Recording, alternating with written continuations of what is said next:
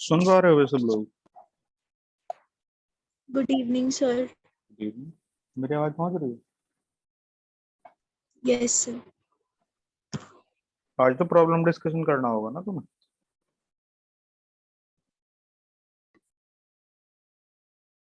हम्म।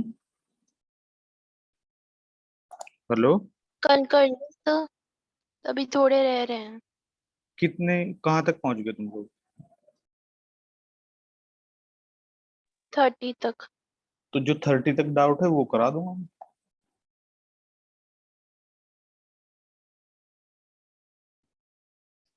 चलो तुम ये बोलो जरा पहले कि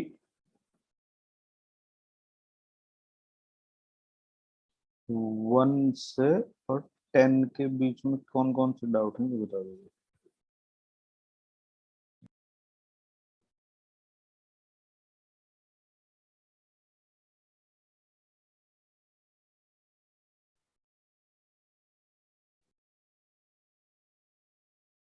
हम्म।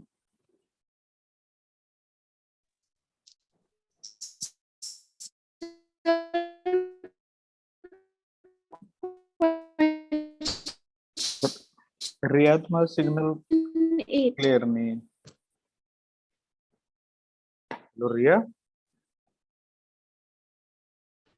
एक मिनट सर। क्वेश्चन 3।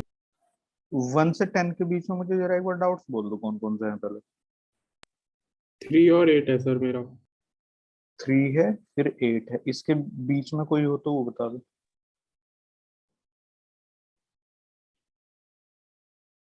अरे 1 से 10 तक थर्ड और एट्थ के सिवा किसी का कोई डाउट है? अब तुम बोलोगे नहीं तो मुझे कैसे पता चलेगा? हम्म। नहीं सर। किसी का नहीं? चलो तो भैया बोलो सिद्धांत। बोल रहा हूँ सर। बोलना बेटे थर्ड वाला। In a TV picture, tube electrons are ejected from the cathode with negligible speed and reach a velocity of 5 into 10 to the power 6 meter per second in traveling 1 बस centimeter. बस बस एक second. तुम्हें याद हो जब मैं तुम्हें बॉक्स फंक्शन पढ़ा रहा था Yes sir. तो मैंने तुम्हें ये बताया था कि इसका जो यूज है हम जो मॉनिटर जैसी चीज होती है जो हॉस्पिटल में लगी रहती है उसको बनाने में होता है। बताया था सर आपने। तो ये देखो उसी से रिलेटेड ही क्वेश्चन आ गया ये। मतलब उसने कहा कि जैसे एक फिलामेंट है, इससे हम एक कैथोड को गर्म करते हैं, तो गर्म करने से ये इलेक्ट्रॉन हाईली एनर्जेटिक होकर इसके जो न्यूक्लियर अट्रैक्शन फोर्स होता है प्रोटॉन्स का उसको छोड़ के और फ्रीली इजेक्ट हो जाते हैं। तो उसने कहा कि ये इतना चलने में कुछ इतनी वेलोसिटी गेन कर लेते हैं। फिर क्या कह रहे हो? शुरू से पढ़ दो एक बार। In a TV picture tube, electrons are ejected from the cathode with negligible speed and reach a velocity of 5 into 10 to the power 6 meter per second. 5 into 10 to the power 6. उसने कहा कि जो इजेक्ट होते हैं वो तो negligible speed से होते हैं, इसका मतलब थर्मल एनर्जी से उसको कोई काइनेटिक एनर्जी नहीं मिल रही। जो भी ये फाइनल स्पीड उसको दी गई ये किसी ना किसी चीज से उसको एक्सेलरेट किया गया। फिर In traveling 1 centimeter. अब ये जो स्पीड उसने गेन करी है ये सिर्फ और सिर्फ 1 सेंटीमीटर ट्रेवल करने में उसने गेन करी है। फिर उसके बाद Assuming straight line motion, find the constant force exerted on the electron. अब देखो भाई F इक्वल टू अगर कोई कांस्टेंट मास की बॉडी ट्रेवल कर रही होती है तो F इक्वल टू m है। और ये वेलोसिटी 1 सेंटीमीटर डिस्टेंस कवर करने में बॉडी एक्वायर कर रही है। तो v² equal to u square plus 2af। उसने कहा है कि जो इजेक्शन होता है वो नेग्लिजिबल स्पीड से होता है, तो जो भी वेलोसिटी गेन हुई वो 1 सेंटीमीटर ट्रेवल करने में हुई है स्टार्टिंग फ्रॉम रेस्ट टू ए का पता नहीं 10 टू द पावर -2। तो एक्सेलरेशन कितना हो गया? ये हो गया भाई v² बाय, तो v² कितना है 25 into 10 to the power 10 to 12 the power 12. और 2 ये है 10 रह जाएगा। 14। हाँ 14. बट इतना एक्सेलरेशन है जो एक्सेलरेशन बियर कर रहा है इलेक्ट्रॉन। अब इलेक्ट्रॉन का मास कितना होता है भाई 9.1 इंटू 10⁻⁻31 और एक्सेलरेशन। इसमें क्या हो गया, ऐसे सवाल क्यों नहीं है? सर वो क्वेश्चन नहीं समझ आया था कि ये इलेक्ट्रॉन से इजेक्ट कहाँ से हो रहे हैं। बस ये हो गया आंसर भाई इसका। मतलब ऐसा है ना, देखो इस फिलामेंट से इस कैथोड को गर्म करेंगे, तो इस कैथोड को गर्म करने से इससे इलेक्ट्रॉन निकल पड़ेंगे, जैसे फोटो इलेक्ट्रिक इफेक्ट नहीं होता। Yes sir. Photo electric effect में जो सरफेस के इलेक्ट्रॉन्स हैं वो एनर्जी एक्वायर करते हैं फोटोन से और बाहर चले जाते हैं। ठीक है सर। यहाँ पे ये एनर्जी एक्वायर कर रहे हैं किससे? थर्मल एनर्जी, हीट से। हाँ सर। चलो, 8th के पहले किसी का डाउट हो तो मुझे बता देना भाई जरा, मतलब एक भी डाउट तुम्हारा तो पेंडिंग मुझे नहीं है। 5 का कंसेप्ट क्लियर नहीं था। मैं इतनी देर से बोल रहा हूँ तब तो पूछा नहीं। मतलब मैंने तुम्हें ये कहा है कि किसी का कोई भी डाउट हो, छोटा हो बड़ा हो, पूछने की ड्यूटी तुम्हारी है। मैं तो तुम्हारे से बस पूछ सकता हूँ कि कौन सी प्रॉब्लम तुम्हारी है। बोलो भाई जरा एक बार, प्रॉब्लम नंबर 5। सिद्धांत। Two blocks of equal mass m are tied to each other through a light string. One of the blocks is pulled along the line joining them with a constant force F. Find the tension in the string joining the blocks. कितना मास है इनका? m है, दोनों का equal मास है। तो दोनों के दोनों एक ही एक्सेलरेशन से चलेंगे ऐसे। स्ट्रिंग की टेंशन टी होगी, दोनों का एफबीडी बना दो। देखो, वर्टिकल डायरेक्शन में जो फोर्स है उसको चाहो तो तुम मार्क कर सकते हो mg, और यहाँ नीचे ये किसी सरफेस के साथ कांटेक्ट में भी होंगे, तो ये यहाँ पे n1 और इधर की तरफ t और इस तरफ एक्सेलरेशन a। और ये जो ये ब्लॉक है इसके लिए force F, tension T, normal contact force N2, acceleration a। अब वर्टिकल डायरेक्शन में तो कोई मोशन है नहीं दोनों की, तो n1 इक्वल टू mg और n2 इक्वल टू mg, तो इसका तो कोई रोल है ही नहीं। उसके बाद हॉरिजॉन्टल डायरेक्शन में मोशन है, तो इसके लिए मैं इक्वेशन लिखूंगा t इक्वल टू m, और राइट साइड वाले के लिए लिखूंगा f minus T equal to m। Add कर दूंगा उठा के, a कितना हो गया f/2m। इसकी वैल्यू उठा कर यहाँ रख दो, तो आ तो गया f(m/2), f/2 आ गया। बोलो ओके सर। इसमें क्या चीज नहीं समझ आई? यही सब, ये कांटेक्ट फोर्स वगैरह मतलब किधर मार्क करनी है ये तो पता था, लेकिन थोड़ा कंफ्यूजन हो रहा था। कोई नहीं, चलो और बोलो भाई इसके बाद। 8th question is, raindrops of radius 1 mm and mass 4 milligram बस are falling with the speed of ये रेन वॉट परसेंट ड्रॉप पे है, करनी ये होगी। रेन ड्रॉप है जो मैंने तुम्हें थोड़ी सी मैग्नीफाई करके दिखाई है। मास कितना है इसका? 4 मिलीग्राम। और इसकी रेडियस कितनी है? 1 mm। अब ये जो ये रेन ड्रॉप है ये गिर रही है किसी स्पीड से, ग्रेविटी में तो स्पीड बढ़ती जाएगी। अब उसने कहा है कि एक आदमी का सर है ये, उसके ऊपर ये गिर रही है, ठीक है? Yes sir. तो तुम ये देखो भाई कि जब ये रेन ड्रॉप आदमी के सर से कांटेक्ट में आएगी, एक्चुअल में तुमने भी सेंटर ऑफ मास का चैप्टर नहीं पढ़ा, थोड़ा सा उसका यूज मैं इसमें कर सकता हूँ अगर तुम चाहो तो। मतलब यूनिफॉर्म बॉडी के केस में हम उसके पूरे मास को उसके सेंटर पे कॉन्सेंट्रेटेड मान सकते हैं। तो हम ये मानेंगे कि इसका पूरा मास जो है वो वैसे तो डिस्ट्रीब्यूटेड है पर इफेक्टिवली उसके सेंटर पे होगा। तो जब ये उसके आदमी के सर से टकराएगी तो यहाँ पे कॉन्टेक्ट फोर्स होगा इस तरह से। बोलो कोई प्रॉब्लम है किसी को? नहीं सर। ये एन ऊपर की तरफ है किसके लिए? ड्रॉप के लिए। और ये एन नीचे की तरफ है किसके लिए? आदमी के सर के लिए। हाँ सर। तो ये तो आदमी को चोट जो लगेगी वो इसकी वजह से फीलिंग आएगी, हाँ। और ये जो ड्रॉप ये मोशन से रेस्ट में आएगी वो इसकी वजह से आएगी क्योंकि वेलोसिटी के अपोजिट उसका एक्सेलरेशन दे रहा है। Yes sir. तो जब वो इसके सर पे फैल जाएगी ऐसे, तो उसका सेंटर ऑफ मास तो उसके सेंटर से और यहाँ इसके सर पे फैल गया, तो कितने डिस्टेंस ट्रेवल करी उसने? रेडियस।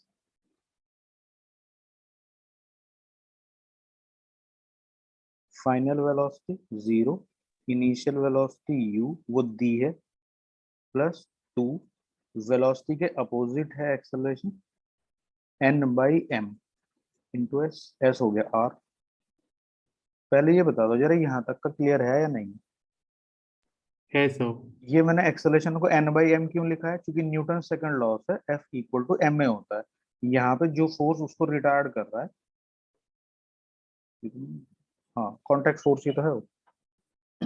कितना है n F equal to m? है सर। चलो करके देख लोगे? हाँ सर। और बोलो। 10 10th बोल दो। फिगर है सर, उसमें उसमें क्वेश्चन बोल देता हूँ मैं। Both the spring shown in figure are unstretched. Block है क्या सर बीच में? बीच में ब्लॉक है और राइट लेफ्ट दोनों तरफ स्प्रिंग है, K1 K2 वाले। एक सेकंड।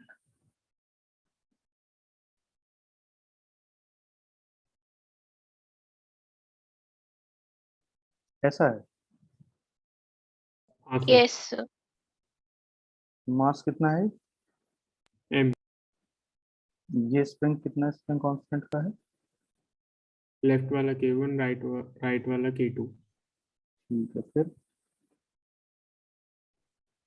Question है sir, if the block is displaced by a distance x and released, what will be the initial acceleration? अब देखो भाई, जब इस ब्लॉक को हम थोड़ा सा इधर की तरफ डिस्प्लेस करेंगे, कितना डिस्प्लेस किया है?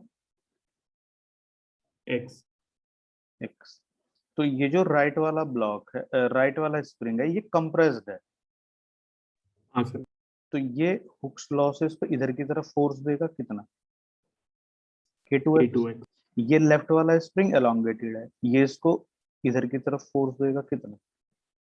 K1x। तो इस ब्लॉक को जो टोटल फोर्स है वो किस डायरेक्शन में मिल रहा है? लेफ्ट की तरफ। कितना है? K1x plus K2x। Equal to m। तो एक्सेलरेशन कितना होगा फिर इसका? M नीचे चला जाएगा। चलो आंसर चेक कर लो। यही है सर। और बोलो आगे। 12। अगर तुम्हें FBD बनाना आता है तो नॉर्मली मतलब कितना भी मुश्किल सवाल हो वो होने के चांस बनेंगे। पर अगर तुम्हें FBD नहीं बनाना आता ठीक, तो या तुम FBD बनाते, कुछ बच्चे ऐसे होते हैं कि मेरा इतना कहने के बावजूद भी वो अपने आप में होशियार बनने की कोशिश करते हैं। वो सोचते हैं हम तो होशियार हो गए भैया, FBD बनाने की हमें जरूरत क्या है। तो अब समझ लो कि अगर FBD नहीं बनाया तो फंसोगे, बाकी मर्जी तुम्हारी। कौन सा है?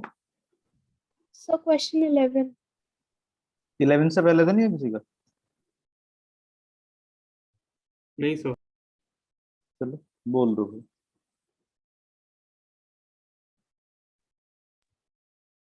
बोलो। A small block B is placed on another block A of mass 5 kg and length 20 centimeter. Hmm, Initially, the block B is near the right end of block A. A constant horizontal force of 10 Newton is applied to the block A. All the surfaces are assumed frictionless. Find the time elapsed before the block B separates from A. वो figure इसने कहीं पीछे की तरफ mention करी होगी। Figure इसने बना रखी है सर नीचे। यही इसी क्वेश्चन में बना रखी है। हाँ सर। जरा एक बार क्वेश्चन दोबारा पढ़ देना। A small block B is placed on another block A of mass 5 kg and length 20 centimeter. एक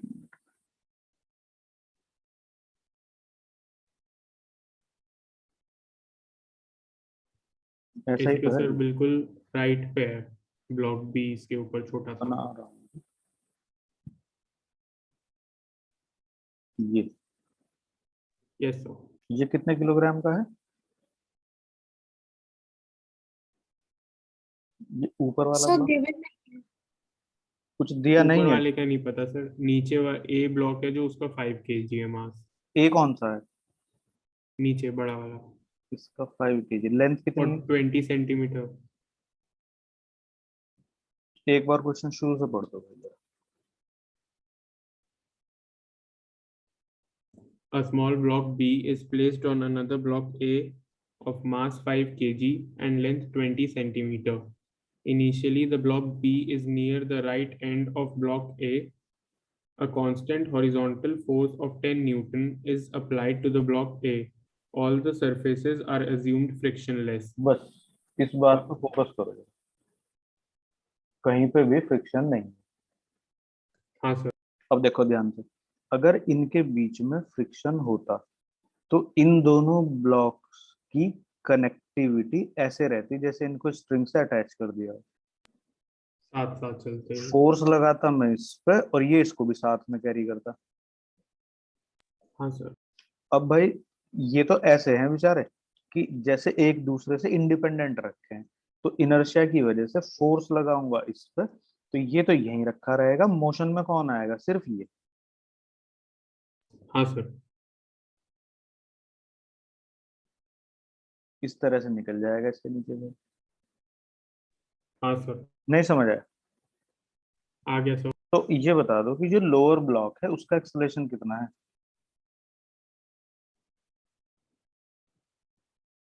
10 न्यूटन का फोर्स लग यस रहा है, सर। 5 किलोग्राम का मास है। ये हो गया नहीं हो गया? हो गया सर। अब ऐसा समझो कि बी ब्लॉक तो यहाँ पे है और ए ब्लॉक जो है उसके नीचे 2 मीटर पर सेकंड स्क्वायर का एक्सेलरेशन से चल रहा है। तो ये इसके ऊपर से कब गिरेगा? अब ये इसकी जो गिरने भी की 20 कंडीशन, से जब ये 20 सेंटीमीटर। सेंटीमीटर बाद। तो क्या पूछा है उसने? टाइम पूछा है कितनी देर बाद ब्लॉक भाई बी सेपरेट एस हो जाएगा ब्लॉक ए से। Equal to u T plus half A T square, ये इक्वेशन लगा लूंगा। क्यों? चूंकि एक्सेलरेशन जो है ये कांस्टेंट है, तो जब कांस्टेंट एक्सेलरेशन होता है उसके लिए मैं यही यूज करता हूँ। वेरिएबल होता है फिर इंटीग्रेशन यूज करता हूँ। तो एस हो गया हाँ point sir. Two zero plus half, ये 2 हो गया, ये टी स्क्वायर हो गया, 2 से 2 कट गया, टी आ गया 0.2 सेकंड कर पाएगा। नहीं समझ आया? Yes sir. 0.4 करके कुछ आ रहा होगा। Yes, sir. और बोलो भाई, 12। इससे अगला सर। बोलो क्या है? A man has fallen into a ditch of width बस D रुक जाओ, and two of कह रहे थे कि प्रॉब्लम नहीं, इतनी सारी प्रॉब्लम नहीं।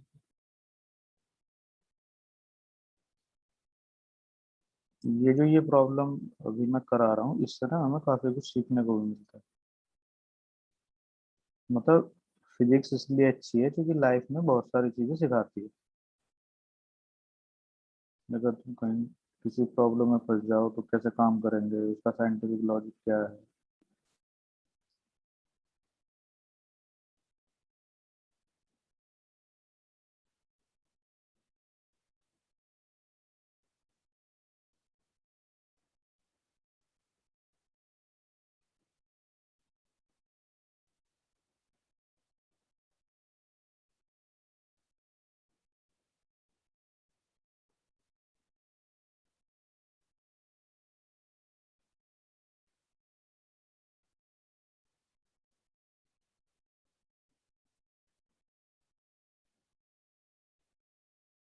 ऐसा ही तो है ना भाई कुछ ये।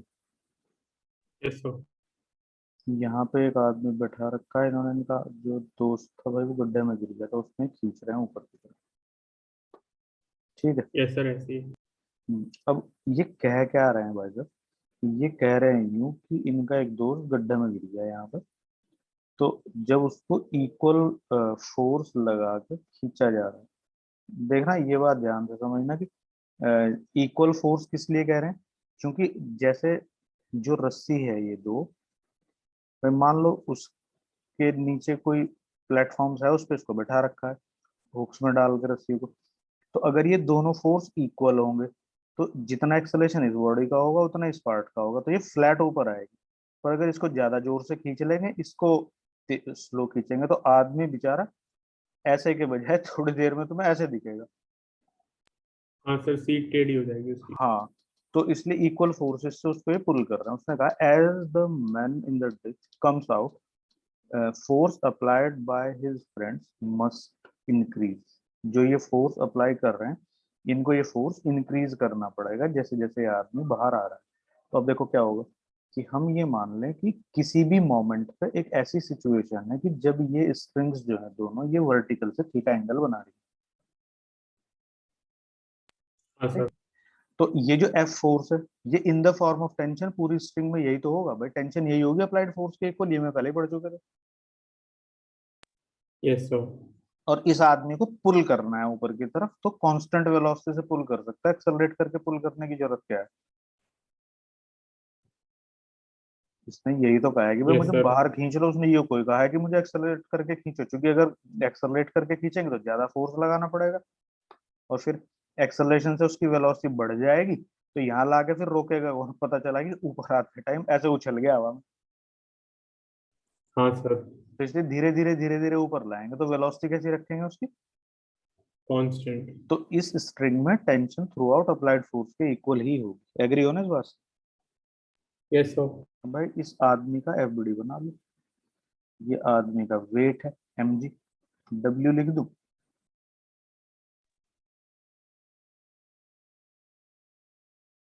ये w mg के इक्वल ही है। हाँ हाँ सर। अब मैं इसके दो कंपोनेंट करता हूँ फोर्स के। इधर की तरफ कितना कंपोनेंट होगा, एफ कॉस थीटा, और इसका इस तरफ कितना होगा, एफ साइन थीटा। फिर इस कंपोनेंट का पार्ट इधर कितना होगा, एफ कॉस थीटा। तो एक एफ कॉस थीटा पहले से ही था, टू एफ कॉस थीटा हो गया, एफ साइन थीटा इधर होगा। तो ये एक दूसरे से कैंसिल आउट हो जाएंगे क्योंकि इक्वल और अपोजिट है, तो नेट फोर्स हॉरिजॉन्टल डायरेक्शन में होगा नहीं। अगर ये फोर्सेस अनइक्वल होंगे तो फिर नेट फोर्स हॉरिजॉन्टल डायरेक्शन में भी होगा, तब ये लेफ्ट या राइट में भी शिफ्ट करने लगेगा और पता चला कि ये जो ये वेल है इसकी जो वॉल्स है इनसे टक्कर लग जाएगी बेचारे की। नहीं समझे? हाँ यस। सर। तो जब ये आदमी ऊपर की तरफ आ रहा है तो ऊपर की तरफ विदाउट एक्सेलरेशन आने की कंडीशन क्या होनी चाहिए।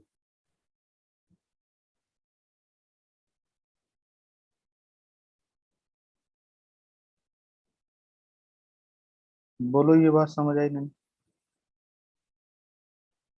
आ गई सर। इसी प्रॉब्लम को करके हम बहुत सारी चीजें सीखेंगे, अभी जरा एक्सटेंड करेंगे इसको, ध्यान से समझना। अब तुम ये देखो, ये जैसे जैसे जो आदमी गड्ढे में गिरा पड़ा है जैसे जैसे ये ऊपर की तरफ आएगा तो थीटा का क्या होगा। इंक्रीज होगा थीटा। भाई अगर ये आदमी यहाँ पहुंच जाए, अगर ये आदमी यहाँ पहुंच जाए तो ये रस्सी ऐसे नहीं हो जाएंगी। Yes sir. तो पहले से Yes, थीटा sir. बढ़ गया नहीं बढ़ गया, अगर यहाँ पहुंच गया तो और ज्यादा बढ़ गया थीटा। तो हम यहाँ लिखेंगे as the man in the ditch comes out theta increase. जब थीटा इंक्रीज होता है तो कॉस थीटा क्या होगा, कॉस थीटा डिक्रीज होता है। Yes sir. कॉस 0 1 होता है और कॉस 90 0 होता है। हाँ सर, थीटा बढ़ते हुए कॉस थीटा थीटा कम बढ़ने होता है। तो जब डिनोमिनेटर कम हो रहा है तो एफ का क्या होगा भाई। इंक्रीज हो जाएगा। इसका मतलब जैसे जैसे उस Increase. आदमी को बाहर खींचा जाएगा तो उसके आदमी जो उसके फ्रेंड्स उसको बाहर खींच रहे हैं उनको ज्यादा फोर्स लगाना पड़ेगा। ठीक है। ठीक है सर। अब इसको जरा आगे एक्सटेंड करते हैं, जब थोड़ी सी स्टोरी ध्यान से सुनो जरा। देखो अगर तो एक रस्सी है ऐसे हॉरिजॉन्टल, एक आदमी ने उसको इधर की तरफ खींच रखा है, एक आदमी ने उसको इधर की तरफ खींच रखा है, घर पे जाकर प्रैक्टिकल कर लेंगे। और तुमने यहाँ पे छोटा सा लोड सस्पेंड कर दिया यहाँ पे, तो तुम देखना कि ये जो ये स्ट्रिंग है ये ऐसी हो जाती है। हो जाती है। Yes sir. तो हम इसको कितना भी हॉरिजॉन्टल फोर्स अप्लाई करते हैं हम इसको दोबारा से ऐसे नहीं कर सकते जब तक ये लोड यहाँ सस्पेंडेड है।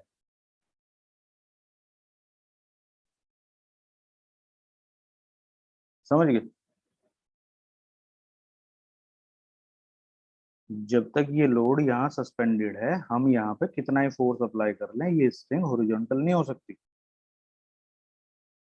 Yes, sir. अब तुम पूछोगे कि क्यों नहीं हो सकती। इसमें वो पूछेगा कि one can not balance vertical forces bye horizontal forces, ऐसा प्रूव करके दिखाना है तुम्हें। तो हम इसको पीछे के एग्जांपल पे लेके चलते हैं जरा।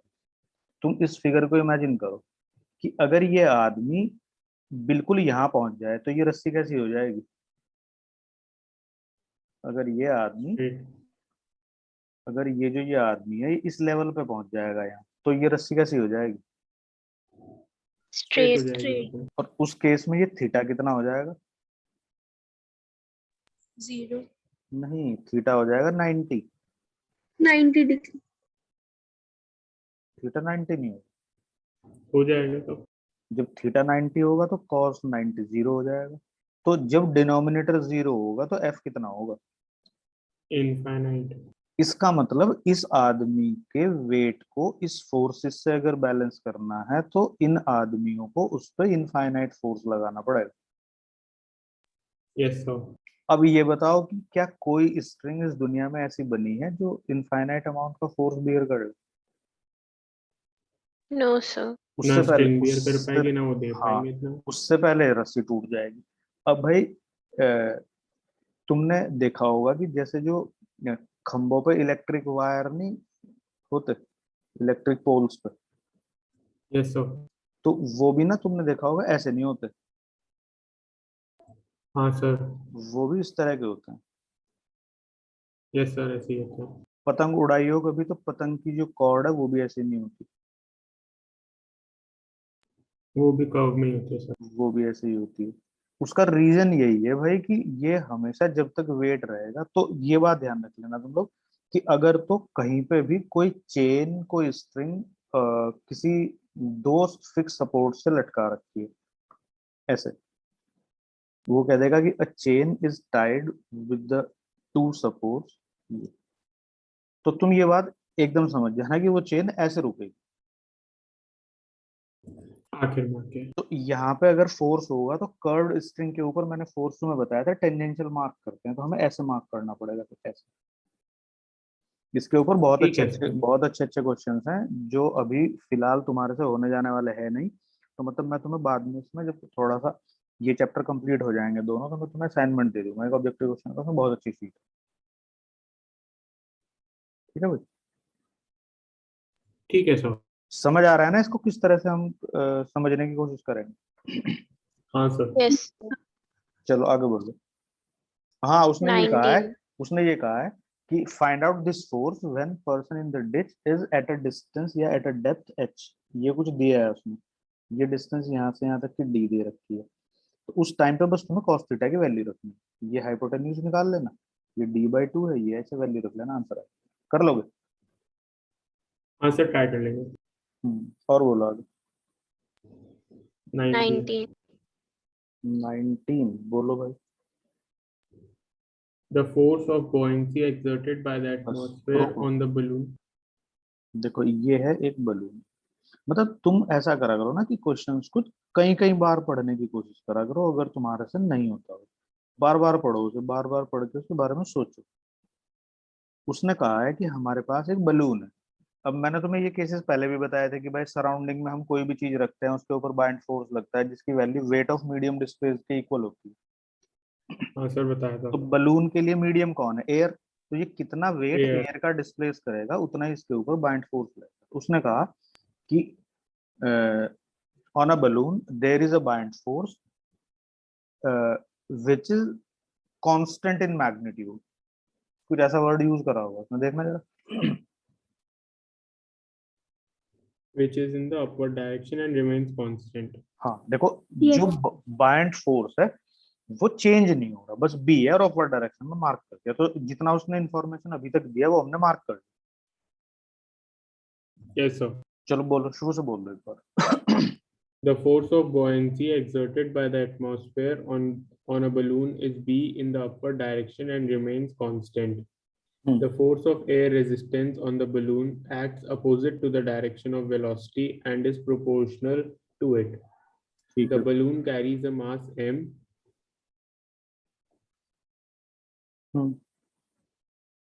and is found to fall down near the बस Earth's अब रुक surface जाओ। हाँ, earth surface. with a constant velocity v। अब बस यहीं रुक जाओ जरा। उसने कहा कि ये बलून हमें कांस्टेंट वेलोसिटी v से नीचे गिरते हुए फील हो रहा है। Yes sir। तो जब वेलोसिटी कांस्टेंट है, देखो एक एक चीज कनेक्ट करो, तुम्हें कभी प्रॉब्लम नहीं होगी। जब वेलोसिटी कांस्टेंट है इसका मतलब एक्सेलरेशन क्या है? Zero. Zero zero. Acceleration zero है तो इसका मतलब नेट फोर्स क्या है? जीरो। जीरो अब उसने कहा है कि in addition to force of buoyancy which is a constant magnitude force and is always acting upward, there is another resistive force which is proportional to velocity of the balloon.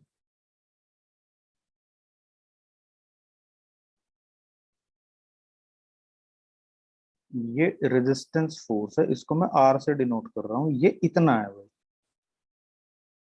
बोलो जल्दी जल्दी बता दो फटाफट, कोई प्रॉब्लम है? नहीं sir. ये रेजिस्टेंस फोर्स आ गया इतना, और ये किस तरफ एक्ट कर रहा है? जिस तरफ वेलोसिटी है उसके अपोजिट। तो ये बलून नीचे की तरफ जा रहा है, तो जरा ये बता दो रेजिस्टिव फोर्स किधर लगेगा? ऊपर। ऊपर। तो तुम खुद ही तो देखो मार्क करते जा रहे। तो अब इसके ऊपर नेट फोर्स जीरो है, तो मैं क्या लिखूंगा?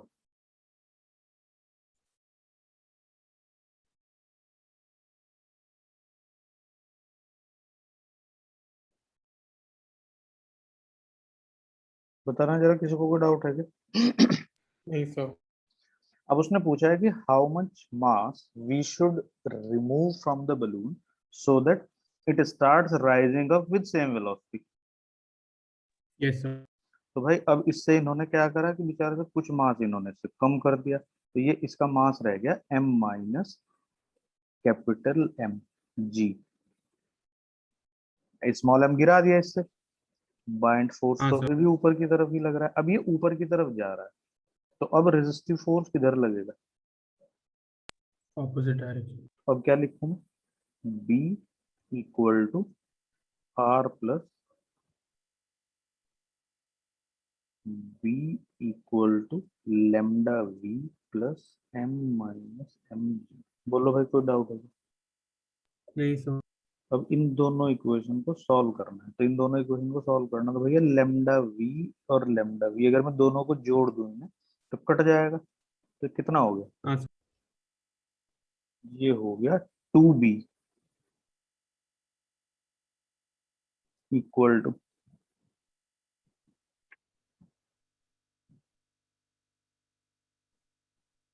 2M minus M।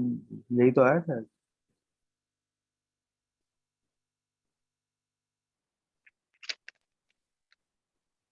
M कितना आ गया? 2B bye G।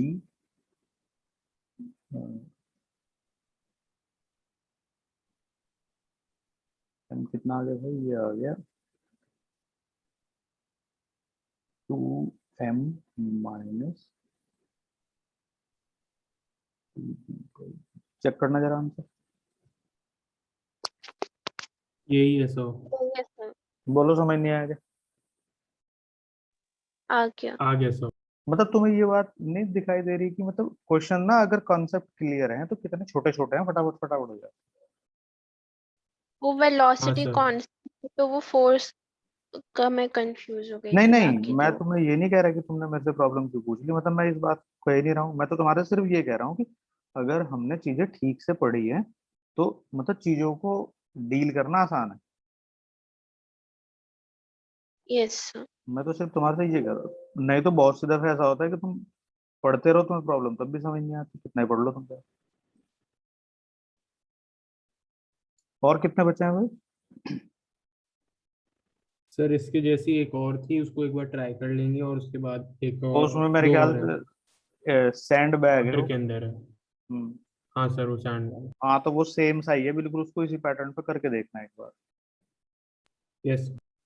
अब कल मुझे एक चीज याद दिला देना कि मंकी क्लाइंबिंग ऑन अ रोप का केस मैं तुम लोगों को पहले करा दूंगा, तो उससे रिलेटेड जो प्रॉब्लम होगी वो तुम आसानी से कर सकते हो, या जितना टाइम बचा है मैं कोशिश कर लेता हूँ बना के। देखो जैसे ये समझो कि अगर एक रोप है, इसके ऊपर कोई मंकी क्लाइंब कर रहा है, ठीक है ना? तो जब ये रस्सी यहाँ यस। से पकड़ेगा तो नीचे की रस्सी तो ये लूज रहेगी, इसमें तो कोई टेंशन होगी नहीं, यहीं पे टेंशन होगी। तो हम क्या करेंगे, यहाँ मंकी का फ्री बॉडी डायग्राम बना देंगे। मंकी का वेट नीचे है और मंकी के हाथों के ऊपर टेंशन ऊपर है, ऐसे लगेगी। तो इस मंकी का फ्री बॉडी डायग्राम मैं बनाऊंगा। अगर ये ऊपर की तरफ ए एक्सेलरेशन से जा रहा है तो मैं लिखूंगा T minus M G equal to M ए।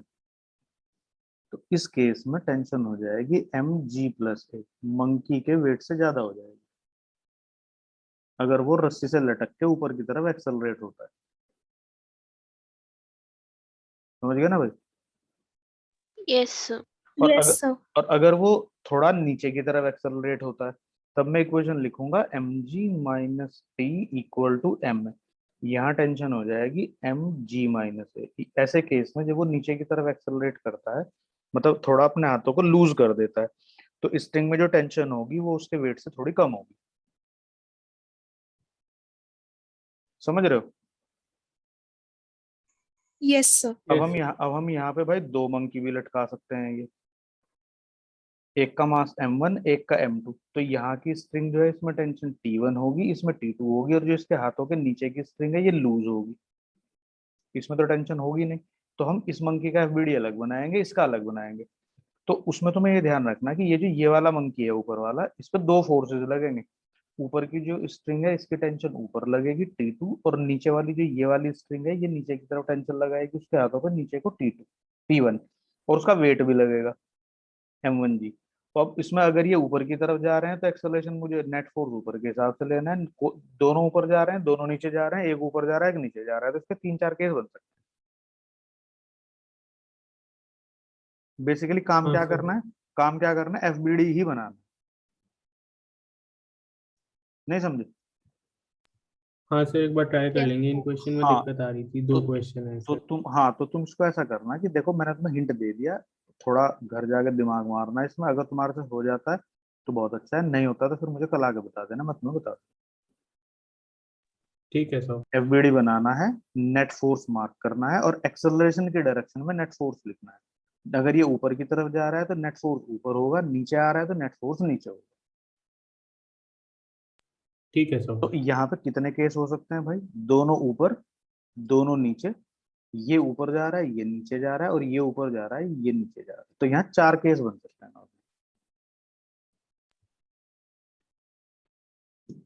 ठीक है? Yes sir. यस मतलब अब तो कुछ ऐसा लग रहा होगा ना कि जैसे लॉज ऑफ मोशन थोड़ा थोड़ा समझ आ रहा है, प्रॉब्लम हो रही है उसकी। Yes sir. यस चलो ठीक है, ये इसको करने कितने कितनी प्रॉब्लम बची है? 42 है टोटल, 30 के आसपास तक हो गई। चलो कल जो होंगे बाकी के डाउट्स मैं कल बता दूंगा, फिर उसके बाद फ्रिक्शन कर लेना। उसके बाद फिर मैं तुम्हें सर्कुलर मोशन की शीट, सर्कुलर मोशन पढ़ाऊंगा और लॉज ऑफ मोशन की शीट दे दूंगा, उसकी प्रॉब्लम भी पूछ लेना जो प्रोजेक्टाइल की डी। सर प्रोजेक्टाइल की शीट की रह रही है, और एक वो हाँ डिच वाला जो हाँ हाँ, क्वेश्चन था वो वो भी पूछ लेना रहेगा। जो भी हो, तो बाकी सारी पूछ लेना। और सर वो सेंट्रल फोर्स तो कल ही करेंगे ना सर? हाँ, जब टाइम बचेगा तो मुझे बता देना। ठीक है सर। ठीक है।